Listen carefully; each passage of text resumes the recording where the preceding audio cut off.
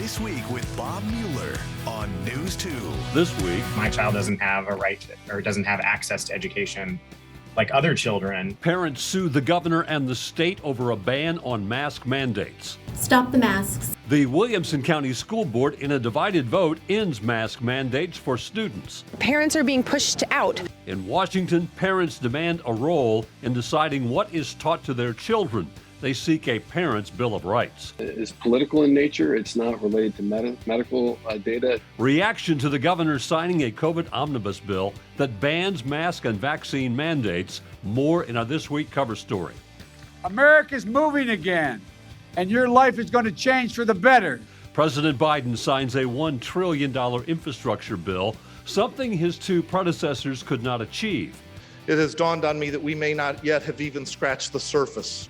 And the new president of Belmont outlines his priorities for the growing university. Hello again, and welcome to another edition of This Week. Under the COVID omnibus bill signed by Governor Bill Lee, dying COVID patients will now be allowed to have family at their side. More in our This Week cover story. But first, a look at the other political headlines of the week. Just days after Governor Bill Lee signed a COVID restrictions bill into law, banning mask mandates for districts unless there are, quote, severe conditions, a group of parents sued the governor and state education leaders. They say the legislation violates their children's rights to reasonable accommodations in school under the Americans with Disabilities Act. The easiest way to think about it in terms of like public education is if a parent of a child who needs to access a ramp to access school, could sue a school that did not, build a ramp according to certain specifications, saying that my child doesn't have a right to, or doesn't have access to education like other children. And so that's kind of a prototypical ADA type case. And then the school would be required to build the ramp. It's kind of the same argument here. It's just in the world of COVID, it's applied in a different way. In the meantime, the judge will keep status quo in effect. This means local school districts can still decide for themselves about masks. The Williamson County School Board voted to remove the existing mask mandate. That means masks are no longer required. News 2's Mai Owens was there and shows us what led to the 8-4 vote. Just before tonight's meeting, board members met with legal counsel who recommended the school district defer its decision on whether or not masks will be required in all Williamson County schools. Stop the masks. Please stop misleading our district. Any child who begins her vaccination schedule by December the 1st will be fully vaccinated by the start of the second semester. So the goal tonight, let's keep the mask mandate through the end of this first semester. Comments from both sides of a heated debate that seems to not be cooling off. Do better. Our next speaker is Alana. The board on Friday initially notified parents a mask mandate would no longer be required per Governor Lee's order. Spread of COVID within Williamson County, and just over the past 2 weeks, student cases within our county have approximately tripled, from 24 to 74. At least 2 families in Williamson County are suing Governor Lee and the school board. The lawsuit tackling the opt-out mask option for families, stating it endangers the lives of students with disabilities. The debate of whether or not students will be required to wear a mask has been a hot-button issue for months within the district. We know who you are. Back in August, a heated protest that caught the eye of President Joe Biden. And months later, it was a calmer meeting. But still, the argument continues. Masks do not work. Those of you that have continually voted for this mandate have been using our kids as pawns in your political agenda. But some say the board should look towards state leadership and follow guidelines set by the governor. There is no federal mandate, as has been stated in numerous WCS email communications. This mandate was passed by members of this board and this board alone. A group of concerned parents rallied outside the U.S. Capitol. They are worried they are being pushed out of the classroom. Rashad Hudson is in our Washington, D.C. newsroom. Parents are being pushed out. Carrie Lucas and other concerned parents rallied outside of the Capitol Tuesday, calling on the government to stay out of parenting. And there's a sense that government wants to take over more and more of what used to be considered private life. Parents' rights activists like Jenny Gentle say they oppose critical race theory and explicit books in school curriculum. Cultural issues that probably should not be taught in the classroom. In response to those concerns, conservative lawmakers are proposing a Parents' Bill of Rights to give them more of a voice in their children's education. And politicians should never come anywhere near the classrooms.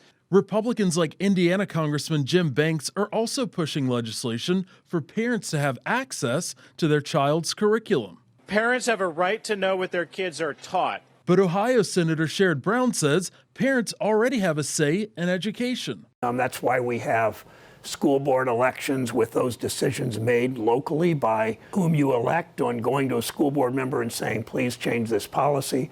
Brown says Republicans want a federal takeover of the classroom. Same radicals that think the election was stolen are trying to do a federal takeover of local school districts, and it's radical and it's stupid. The parents' groups say they plan to take their message into the 2022 midterm elections. Reporting in Washington, Rashad Hudson. The high occupancy vehicle, or HOV lanes, are for vehicles with 2 or more people to encourage carpooling. But too many single occupant vehicles are using these lanes. A study has been launched into turning the HOV lanes into toll lanes. Mary Mays has more. Reducing traffic congestion is not easy, but researchers think that converting HOV lanes into high-occupancy toll lanes may have a positive impact. And we can't continue to build more roads and bigger roads. So I think this is a way to identify what is the most efficient way to move people in this region and do it in a safe manner. Right now, researchers at Vanderbilt and TSU are working to understand whether this is feasible. Converting HOV lanes to toll lanes would mean big changes for a state that currently has no toll roads. We are taking a multifaceted approach to the research. We just released a public opinion survey to gather input from the public on preferences, pricing considerations, like how much would you be willing to pay to use the hot lane, understanding, that there's legislative implications for this because Tennessee is a no-toll state. The data from the study will be put into a sophisticated model called VISM at TSU. The model creates different scenarios that will help inform TDOT about what changes will improve traffic flow. Ultimately, reducing commute times makes people happier. It also helps with emissions and air quality for our community. So there's a lot of benefits to trying to reduce those commute times. Should dying COVID patients be able to have in-person visitation? Under a new state law passed with other COVID restrictions, end-of-life COVID visitations would be allowed in state hospitals, forcing a change to visitor guidelines. News 2's Gerald Harris tells us about the concerns. New changes are coming to Tennessee thanks to a far-reaching omnibus COVID restrictions bill. We've got real problems here in Tennessee. Like, we are at the bottom when it comes to funding our public schools. We've got health crises that need attention that, for example, like we could expand Medicaid. From someone on the front lines and often a communication buffer holding an iPad between families and dying COVID patients, Dr. Jason Martin says the separation takes a toll on families. End-of-life care in the ICU with COVID it's terrible. I mean, often patients are isolated from their families. It's a life-changing experience to observe that kind of death. Despite some initial concerns, Governor Bill Lee signed the bill forcing hospitals to allow family members to be at the side of COVID patients taking a downward spiral. Because it's still a family. And some we spoke to say they could see some danger it could propose. I think if it was me, I would want somebody from my family to be with me. I really would. But says if it could be done safely, patients should have family by their side. I believe if you're vaccinated and you have your mask, and those who are not vaccinated have your mask, follow those protocols, Martin, who is running in the Democratic primary for governor, says the goal is for everyone to prevent possible COVID hospitalizations, and politicians should not stand in the way of public health. It's political in nature. It's not related to medical data. It's not related to public health. Martin says everyone should do all they could to avoid the hospital altogether. This is a largely vaccine preventable disease at this point. Not to say that there aren't breakthrough cases, but typically when breakthrough cases occur, they are less severe and much less likely to land you with a life-threatening illness. Stay with us. This Week continues in a moment.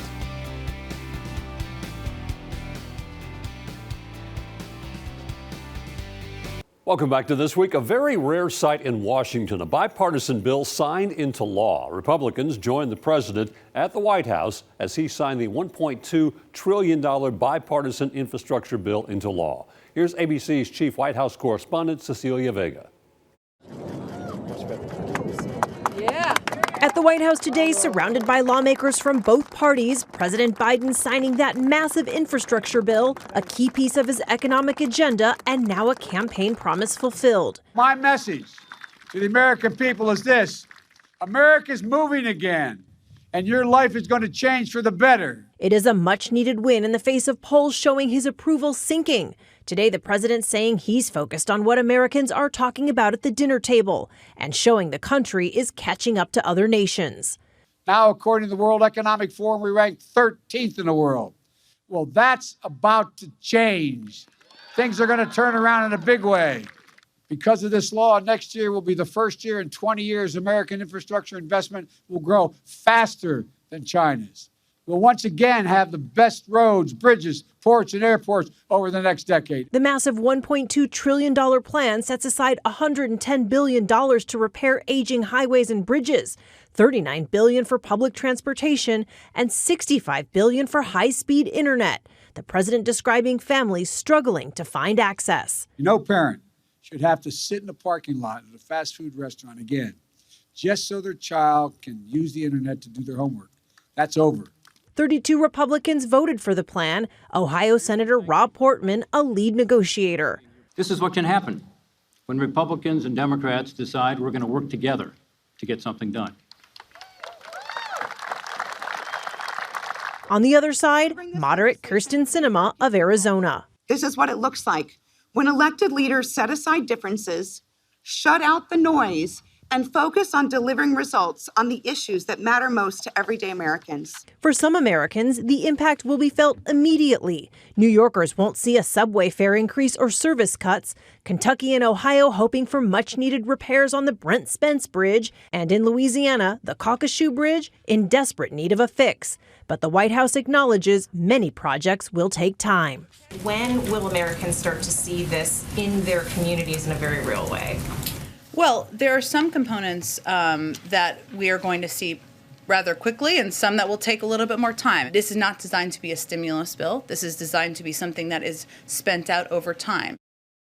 And President Biden now underwater when it comes to his approval rating. 41% of Americans approve of the job he is doing right now. And this White House Democrats are all keenly aware of how he needs to get out into the country and convince Americans that this infrastructure plan will directly benefit them. And that is what he is going to do. He heads to New Hampshire first to discuss a crumbling bridge there. He will then go to Michigan, where he'll be talking about clean energy, green vehicles, electric vehicles, and all of that. With those midterms looming and those polls, no coincidence there that those are two key battleground states.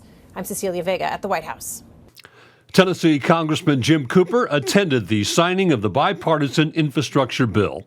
The Nashville Democrat called it an honor to be with President Biden and his congressional colleagues.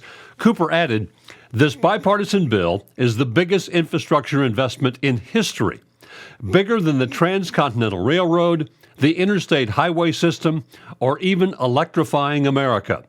Presidents have talked for years about making this type of investment in our infrastructure, but nobody has been able to get it done.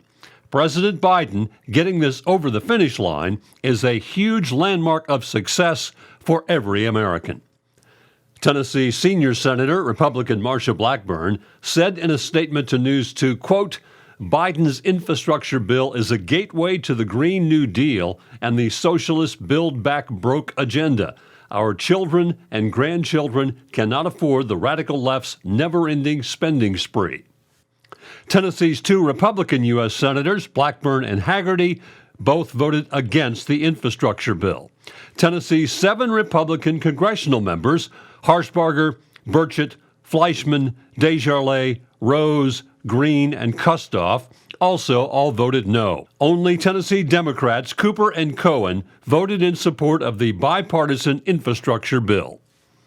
Stay with us. This Week continues in a moment.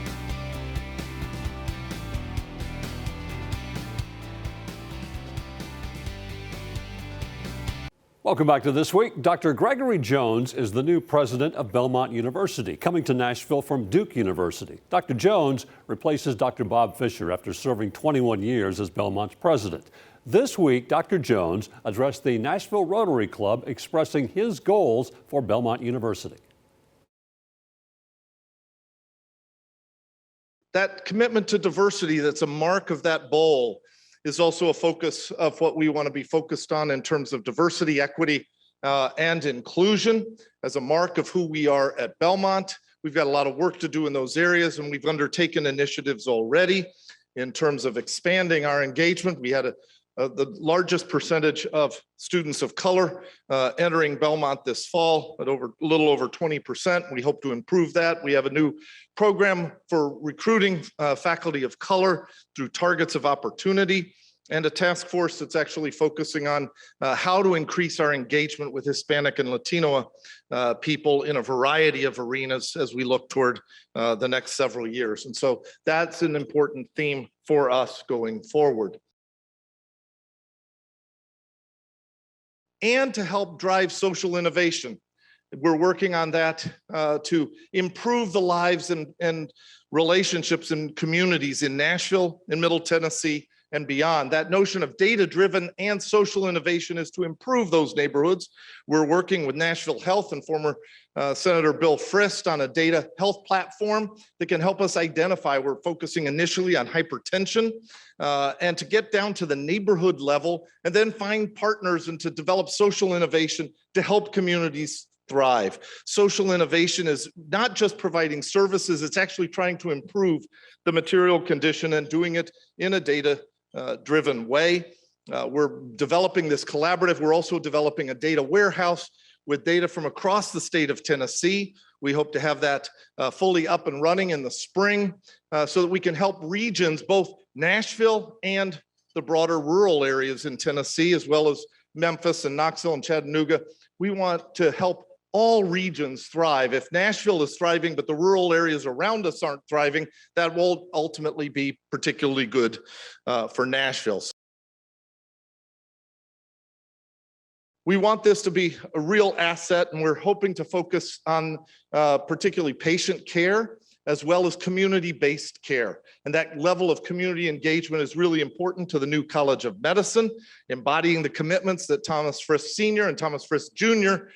Embodied in their own practice of medicine, as well as more broadly with HCA Healthcare, which is our partner for clinical services and residency. We hope to be doing interprofessional education with the College of Nursing and Pharmacy and linking to our colleges of business, law, as well as music therapy and other initiatives. We want to focus on health in a new way that will attend to the social determinants of health and enable all people to flourish. It goes back to that notion of data-driven social innovation to help regions thrive. The health platform that we're working on, partnering with Meharry, with Nashville Hospital, with other partners, Ascension, that we already have partnerships with through our nursing, College of Health Sciences and Nursing and College of Pharmacy. We want to expand that. We want the city that's known for health to have much stronger health outcomes as we look to the long-term future of Nashville and Middle Tennessee. A successful launch of the College of Medicine and that interprofessional education to help anticipate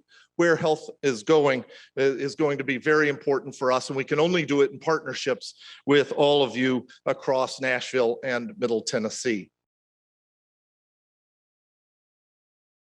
Those are important words if we want to form gifted leaders for the future, to have a strong character, to have that sense of commitment to where we are and where we need to be going, to develop the virtues and the wisdom, whether that's in data or in health or in business or teaching or any of the colleges across Belmont. We want people to be formed with strong character. So we're focused on how do we form students well to equip them, not just for their first job, to be the kind of people for the future that we need.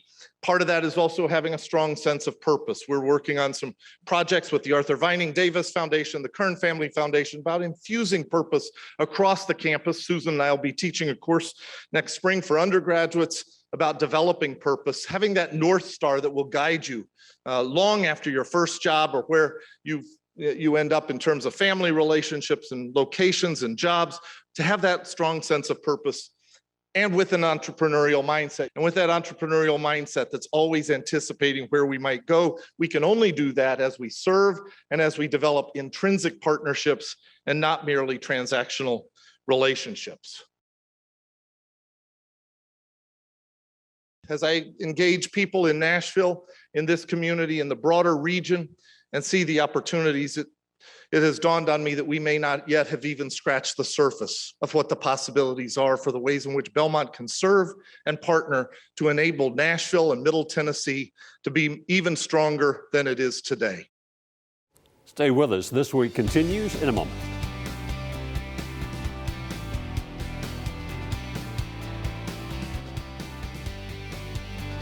I do want to thank you for spending part of your weekend with us. That will do it for another edition of This Week. We'll hope to see you back here next weekend for another edition of This Week. Until then, you have a great week.